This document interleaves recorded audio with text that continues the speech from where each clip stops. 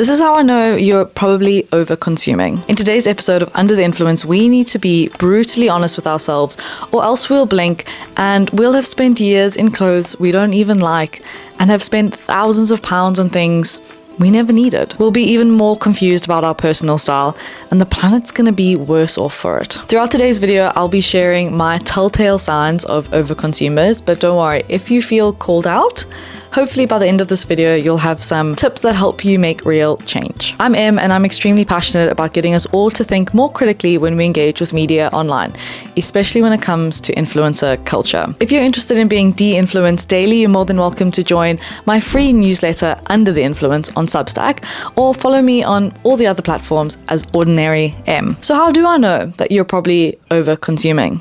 Well, I've got 6 telltale signs, and the first one is that you don't experiment with what you have. You just buy the whole trending outfit. Now, this is such a waste of money for 2 reasons. One being that you probably already have clothes in your wardrobe that can curate a similar-ish outfit or style or vibe, but they feel more you and probably fit better on you. And number 2, if you only buy these clothes with that one outfit in mind, you're probably never going to wear them again unless you repeat the entire outfit. Now, I am outfit repeating's #1 fan, but I think it's fair to say that if you are buying entire outfits because they're trending, well, maybe you're not a fan of outfit repeating. Now, I understand why people do this in the first place, because I've done it too. You're uncertain of your style, you want to feel fashionable, you want to feel put together, so you just buy it all. It's a very simple solution to a rather frustrating problem that a lot of us come across in our lives. It's also so convenient when influencers link every single item and maybe throw in a little discount code for you as well. It literally couldn't be easier. But you end up with 2 things you probably don't want. 1, clothes you don't know how to style individually. And 2, an outfit that looks like everybody else. You're not going to find your personal style by imitating others, but more on how to fix that later, because I've been guilty of the second telltale sign as well. Number 2, you buy clothes because they're cheap, on sale, or a bargain. We all love a good bargain. No one more than me. I live for the reduced section yellow sticker, the adrenaline that goes through my body when I see that yellow sticker, and it tastes so much better when it's like 1/10 of the price. So I get it. I'm not here to shame anyone. But the brutally honest truth is, you're not saving anything if you didn't need it to begin with, which is a hard pill to swallow. One a lot of us spit out. I get it. There's 2 things I've mentioned in the section, and we handle them differently. Cheap versus a bargain. If you're buying clothes because they're cheap, I know you're overconsuming. And that's because there are already so many cheaply made and cheaply sold clothes, and they don't last anywhere near as long as they should. So you're replacing them at the speed of light. If it doesn't last more than 1 or 2 washes, you really shouldn't be then replacing it with the same cheap-ass brand. And I'm not saying splurge on expensive brands or save for really expensive designer brands. No. I'm just trying to remind you that it is far more cost-effective, if that is your bottom line, if that is how you consume clothes and what is at the top of your brain is the money. It is far more cost effective to buy something that is twice the price, 3 times the price, but outlasts your cheaper option by 3 years. So just don't buy from Primark. I'm personally not guilty of buying cheap things, not anymore. I'm not interested at all, but a bargain in a charity shop, twist my arm. I'm easily convinced, and I'm actually really working on it. I try and go in with a small list of things that I need or would really, really love that have been on my thrift wish list for years. Current wish list is another pair of hiking trousers. I've only got one, and they're not necessarily hiking trousers. A pair of hiking trousers and jeans that actually fit me, because I'm short and they are all so long, and I should go get them taken up. But anyway, a pair of jeans that really fit me. That's always what I'm looking for when I go in.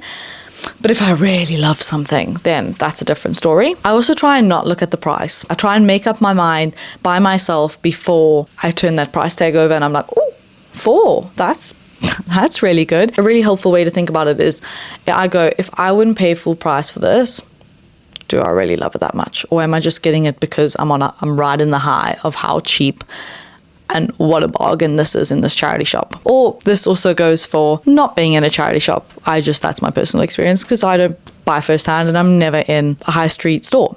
But goes the same for a high street store that has a big sale. There's so much marketing around that. There's so much adrenaline. Would you pay full price?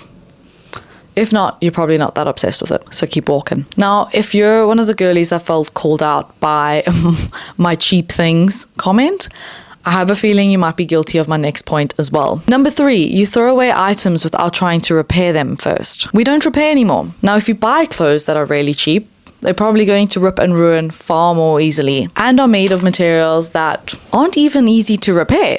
The fabrics are so shit. So another argument for buying better clothes is that you're more inclined to repair them, and they're actually made to last years and years, repairing included. Don't think twice about throwing something out, but hopefully these images change that for you.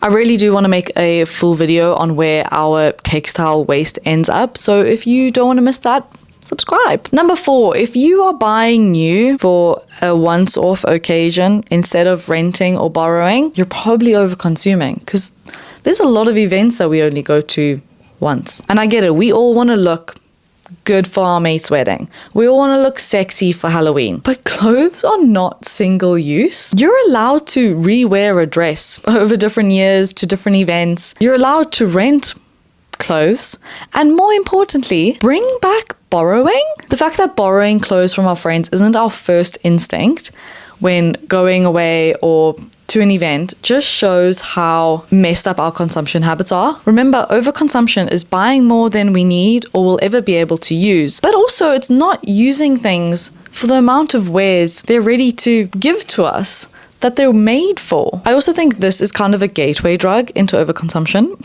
because it's so excusable. Oh, it's just for this one party, then I'll chuck it onto Vinted. Oh, it's this Christmas has a different theme. This summer has a new core, which leads me to number 5, you buy a whole new wardrobe for each season instead of re-wearing what you had last year.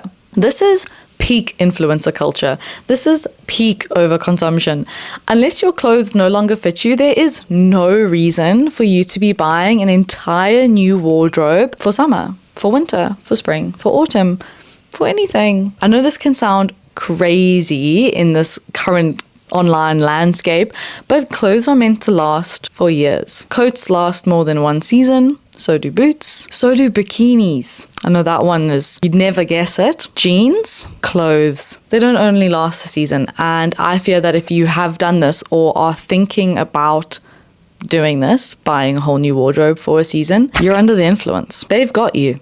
You are no longer in control of your consumption habits. You're no longer in control of your wallet, and you no longer care for the environment, and your mental health is going to suffer for it. And if that sounds extreme, then I know you're under the influence, because buying a whole new wardrobe for a new season, that should sound radical. That's the insane thing here. And if it doesn't sound insane, you're probably consuming a lot of content online that is normalizing this kind of behavior. So I ask you this, was your favorite influencer really obsessed with a piece of clothing if they aren't wearing it again this year? And lastly, for number 6, I know you're probably over-consuming if you are trying to keep up with influencers who get those clothes for free. Influencers' careers depend on how much trust they can build with their audience, which is kind of messed up. The parasocial relationship freaks me out, but also angers me to a degree when it is used to manipulate and exploit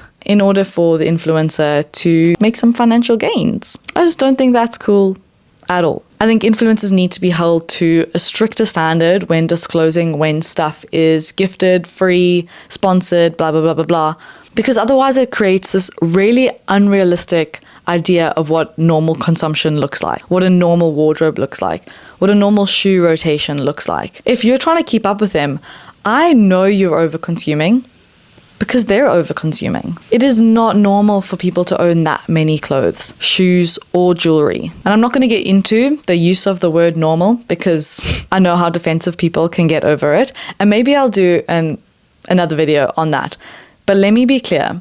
The influencer lifestyle is not normal. Most people don't live like that. Therefore, you are not behind. You're actually part of the majority. And therefore should not spend all your time, money, and energy trying to live like influencers do because you feel behind, because you feel left out, because you feel abnormal, because you feel like you should be embarrassed about the way you live and the little things you own and have, or how you don't keep up with the trends. They follow and adhere to trends because it makes them money to sell those trends to you. If you haven't tried to figure out your personal style, you're a slave to the trends and will be until you figure out what you like, who you are, what feels good on you, and what brings you joy. That is how you become impossible to influence, is you become so sure about yourself, your hobbies, your interests, your values, your morals, that you don't feel like you have to adhere to any kind of online trends. And I'm not asking you to not consume or buy clothes ever again, because that is an unrealistic ask, even if that is what the planet needs us to do. I'm just asking you to be more conscious about your purchases. Really consider before you consume. Let me know how many of my telltale signs applied to you. See you in the next video. Bye.